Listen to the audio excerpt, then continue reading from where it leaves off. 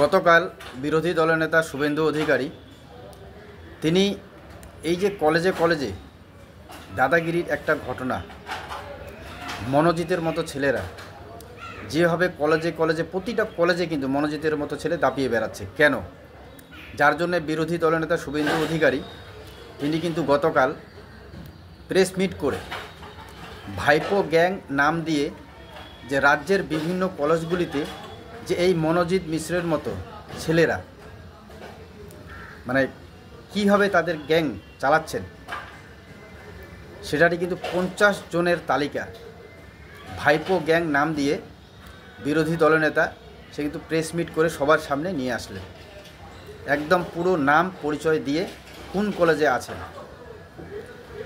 সব এরা ছাত্র নেতা, তৃণমূল ছাত্র পরিষদের একজন বড় বড় নেতা এবং এই কলেজগুলিতেই তারা বিভিন্ন কাজের সাথে যুক্ত হয়েই কিন্তু এই গ্যাং চালাচ্ছেন। তো এটা তো আপনারা পুরোটা দেখলেন একবারে, এবার আমি আপনাদের এক এক করে ছবি সহ নাম সহ দেখাবো।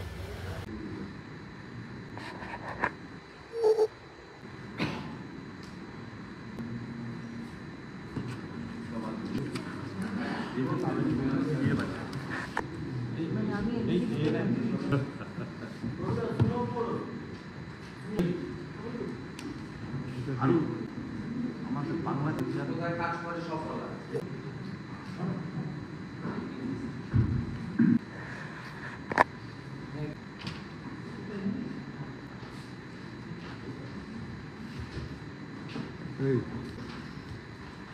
মাথা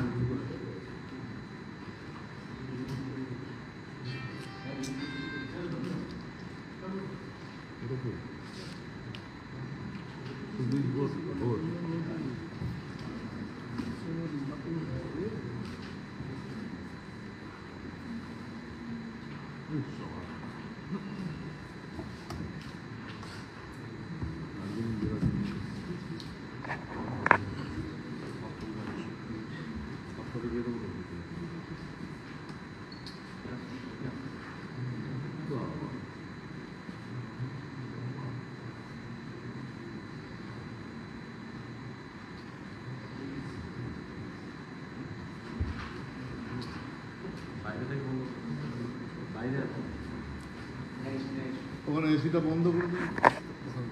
এসি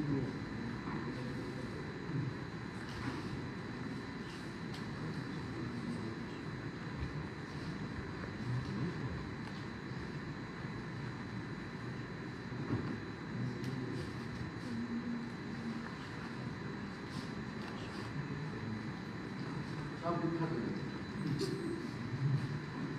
বঙ্গবিভূষণ পদ্মশ্রীও দেওয়া হচ্ছে।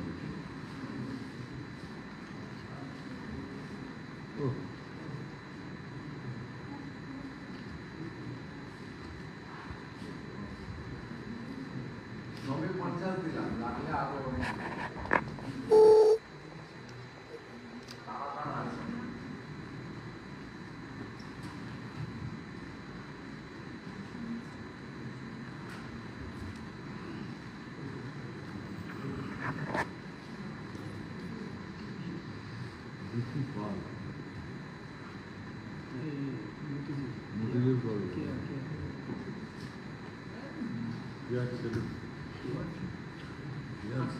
যে শুভেন্দু অধিকারী এই যে কলেজে কলেজে এত ছাত্রীদের নির্যাতন করা হচ্ছে,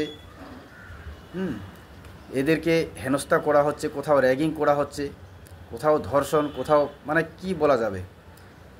তারপরেও যে কলেজগুলোতে এই যে শাসক দলের একটা জোর কিভাবে বেঁধে রাখবে, এই কলেজগুলো থেকে উন্নতি যে হবে সেগুলো থেকে মানে সব দিক আর কি, সব দিক ম্যানেজমেন্ট করা, সে বালু পাথর থেকে উন্নয়নমূলক কাজ, কোথাও কোনো কনস্ট্রাকশন হচ্ছে অথবা নতুন কোনো ছাত্র অ্যাডমিশন থেকে শুরু করে সব কিছুতে কি করে শাসক দলের নেতাদের একটা দৌরাত্ম্য থাকবে, একটা তোলাবাজি থাকবে এখন যা বোঝা যাচ্ছে।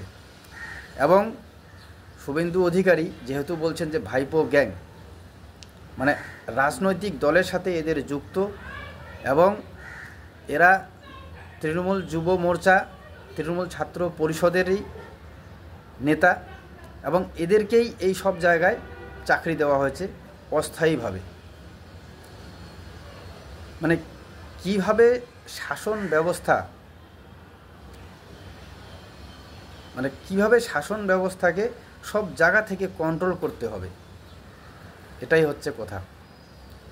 তো এই সমস্ত লোক, এই সমস্ত ছাত্রনেতা এদেরকে এই সব জায়গায় চাকরি দিল।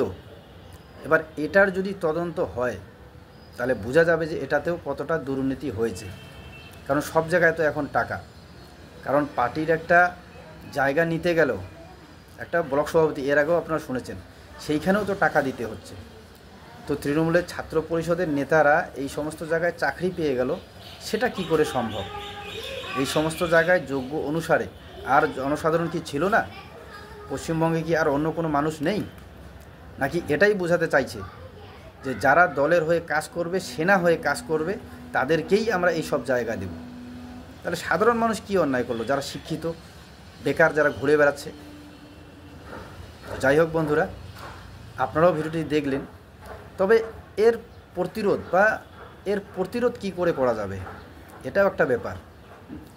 তবে যদি এটা আমি ব্যক্তিগত মতে বলতেই চাই, যেভাবে বামফ্রন্টকে হটিয়ে আমরা সাধারণ জনগণ মমতা ব্যানার্জিকে নিয়ে আসলাম, যে এই সমস্ত অন্যায়ের প্রতিবাদেই কিন্তু নিয়ে আসলাম, কিন্তু এখন যা দেখা যাচ্ছে যে আগে যেখানে 40% হতো, এখন সেখানে 90% হয়ে যাচ্ছে। তো কাজেই যেমন বামফ্রন্ট চলে গেছে বা বামফ্রন্টকে জনসাধারণ হাঁটিয়ে দিয়েছে, সেই রকমই কিন্তু যতক্ষণ না এই সরকারকে উপরে ফেলা যাচ্ছে ততক্ষণ অবধি এই সমস্ত দুর্নীতি রোধ করা বা এই সমস্ত কার্যকলাপ বন্ধ হওয়া খুবই মুশকিল আছে। যাই হোক বন্ধুরা, আপনারাও ভিডিওটি দেখলেন, আপনারাও আপনাদের ব্যক্তিগত মত অবশ্যই কমেন্টে জানাবেন এবং ভিডিওটি ভালো লাগলে বেশি বেশি করে শেয়ার করে দেবেন। ধন্যবাদ।